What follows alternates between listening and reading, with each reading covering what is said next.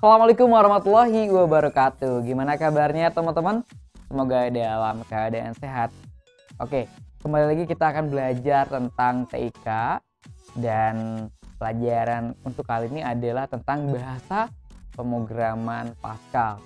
Ya, bahasa pemrograman Pascal ini adalah salah satu bahasa pemrograman dari berbagai macam bahasa pemrograman. Tapi jangan khawatir dulu, teman-teman bisa atau menguasai bahasa pemrograman ini tentu akan sangat mudah untuk mempelajari bahasa pemrograman yang lain, karena bahasa pemrograman ini adalah yang paling mudah ya. Nanti yang lainnya akan bisa mengikuti dan bisa dipelajari dengan cepat untuk bahasa pemrograman lainnya. Baik, sebelum kita lanjutkan mungkin teman-teman akan bertanya-tanya begitu ya, setelah mengetahui kita belajar Pascal, sejarahnya seperti apa sih gitu ya bahasa pemrograman Pascal ini. Yang selanjutnya adalah apa itu bahasa pemrograman. Yang ketiga adalah jenis-jenis bahasa pemrograman seperti apa. Dan yang keempat, manfaatnya apa. Apakah hanya untuk menguasai aja untuk pekerjaan, atau ada yang bisa untuk meningkatkan karakter kita, nanti kita bahas ya. Yang terakhir adalah terus cara penulisannya kayak gimana sih.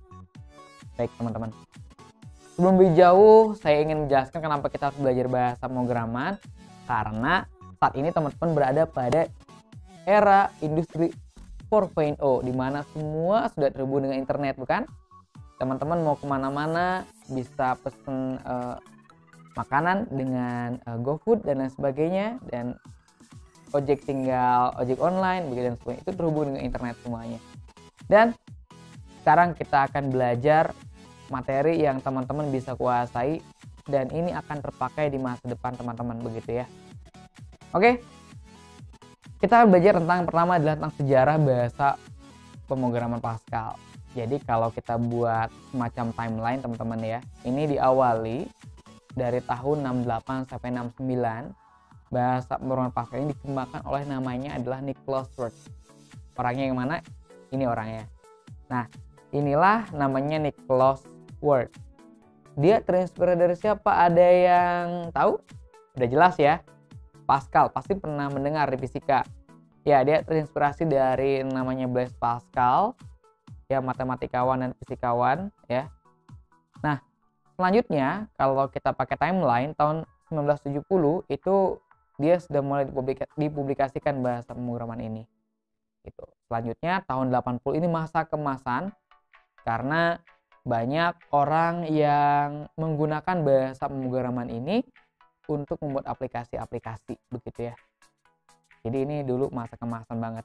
Dan bahasa pemrograman ini, Pascal ini adalah salah satu bahasa pemrograman yang mudah dipelajari karena terstruktur dan teman-teman itu mudah untuk memahaminya.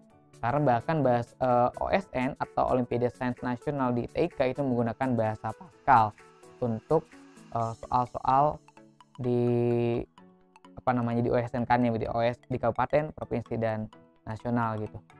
Oke, selanjutnya tentang apa itu bahasa pemrograman.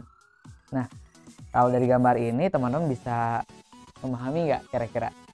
Bisa tergambar nggak kira-kira? Nah, jadi gini, kalau saya baik lagi ya. Jadi bahasa pemrograman itu adalah sebuah instruksi atau perintah ya. Kepada siapa? Kepada komputer. Jadi bahasa komputer itu dia punya bahasa sendiri. Kita nggak bisa ngomong langsung ke komputer. Kalau kita ngomong langsung kayak gini, interaksi gitu ya. Hai, gimana kabarnya? Baik, itu namanya bahasa natural atau bahasa manusia biasa.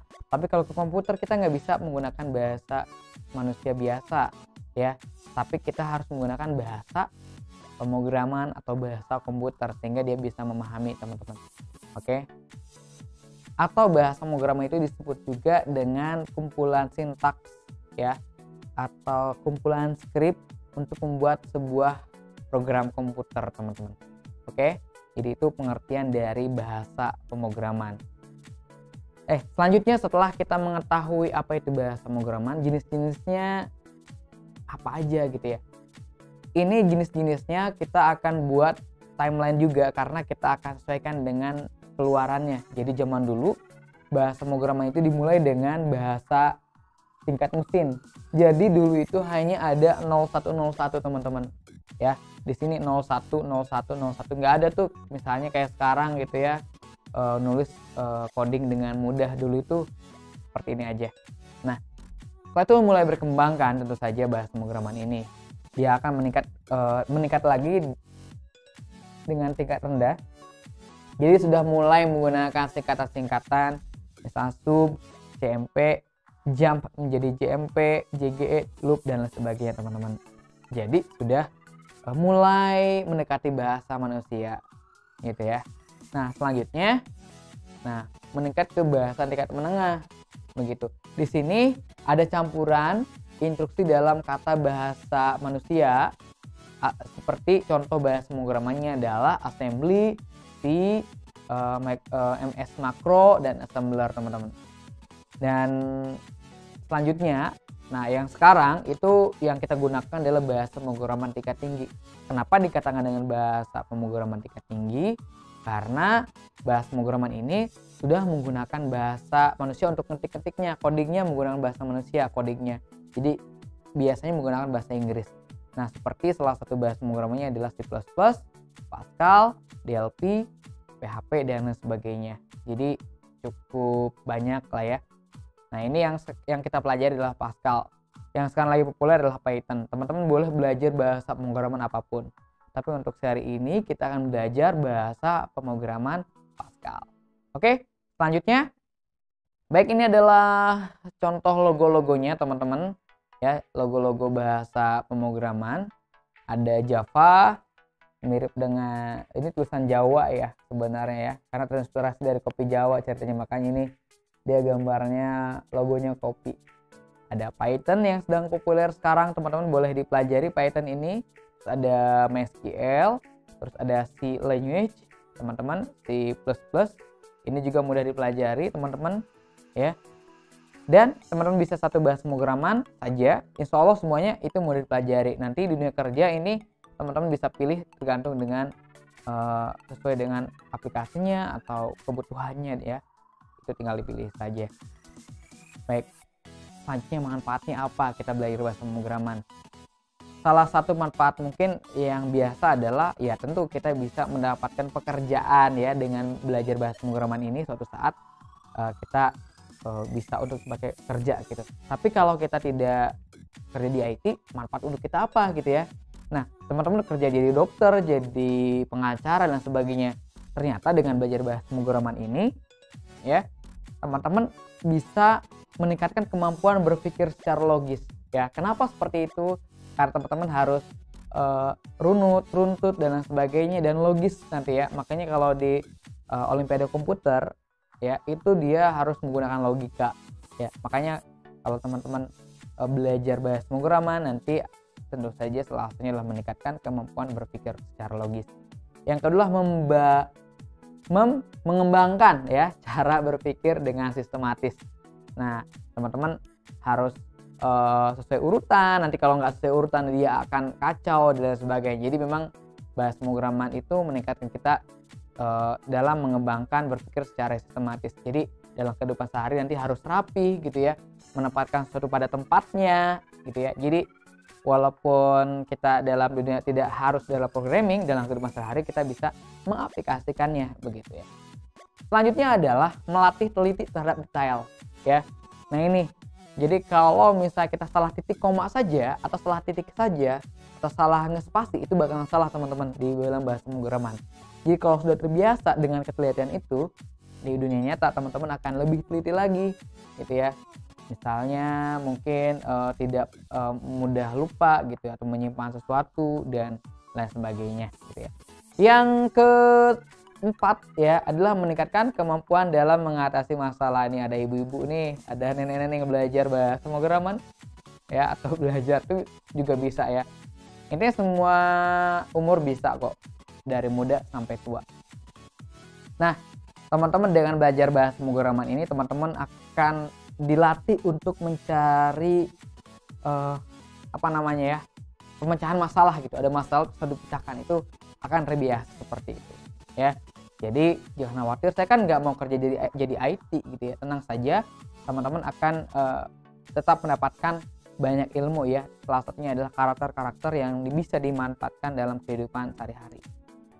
Baik, dalam bahasa pemrograman Pascal ini kita akan menggunakan pre-Pascal ya. Jadi kita akan pre-Pascal menggunakannya, software untuk codingnya. Teman-teman download. Jadi nanti di Google cari namanya pre-Pascal, terus klik saja ya. Ini websitenya. Teman-teman masuk ke download, klik download ya di sini.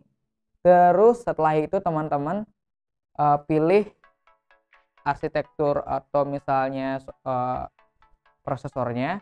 Biasanya Intel teman-teman ya. Nah, pilih aja di sini. Nah, dicari dulu. Atau di sini Windows ya. Windows 32 bit. Terus kita pilih di salah satu tempat downloadnya. Terus teman-teman tinggal klik saja download ya. Ini terus teman-teman save gitu ya. Terus tinggal diinstal di next saja ya. Jadi nanti tinggal diinstal saja. Nah, nanti tinggal di download seperti ini. Nah, setelah di download, aplikasinya akan jadi seperti ini teman-teman ya. Namanya pre-Pascal. Isinya ada file, edit, search, run, compile, debug dan sebagainya. Cuma saya potong di sini. Nah, selanjutnya ini adalah tempat untuk errornya teman-teman. Jadi kalau ada error dikasih tahu ya. Oke, sekarang terakhir adalah kita akan belajar tentang struktur penulisannya kayak gimana. Nah, ini yang pertanyaan terakhir ya, yang tadi pertanyaan awal yang kita tanyakan. Oke, struktur penulisannya adalah untuk menuliskan hello world, selamat datang misalnya, teman-teman bisa ketik program contoh misalnya, terus use CRT, oke saya sebelah sini ya. Nah, terus begin, terus clear screen, write learn ya. Misalnya saya akan mengetikkan hello world ya, ini salah ngetik ya, maaf. Oke, selanjutnya adalah kita akan menuliskan selamat datang ya di NF. Nah, setelah itu ini hanya untuk memunculkan kata hello world, selamat datang ya, read learn end. Jadi menggunakan write learn, sisanya seperti itu. Nah, nanti akan muncul seperti ini, hello world, selamat datang di NF teman-teman ya. Oke, bisa ya. Nanti teman-teman bisa pause di back kalau pengen di pula repeat lagi kalau belum paham. Nah, kita akan menggunakan seperti ini penulisannya, strukturnya. Nah, kalau mau diganti kata-katanya, misal kalau nama saya Firman Fatlur Rahman, di sini misalnya hello world Firman Fatlur Rahman, nanti akan muncul hello world Firman Fatlur Rahman. Jadi hanya diganti adalah teks yang di antara tanda kutip teman-teman ya. Sisanya sama ya. Nanti kedepannya akan lebih detail lagi di pertemuan selanjutnya ya. Teman-teman, latihannya untuk kali ini teman-teman buat teks seperti ini menggunakan bahasa pemrograman Pascal ya. Nanti coba dituliskan dan dikerjakan ya. Nah, latihannya untuk menuliskan ada script Pascal, nama masing-masing, kelas dan asal teman-teman ya. Oke, menggunakan yang tadi ya. Jadi ini seperti ini, persis seperti ini, hanya diganti tanda yang di dalam tanda kutip teman-teman ya. Oke, sisanya sama. Berarti kalau ada 5 baris, berarti ada 5 write learn ya. Clear screen, write learn, read learn dan end. Oke, itu saja. Kalau ada pertanyaan mungkin bisa di kolom komentar. Jangan lupa di subscribe, like, share dan komen ya. Terima kasih. Saya Firman Fatlur Rahman undur diri. Assalamualaikum warahmatullahi wabarakatuh.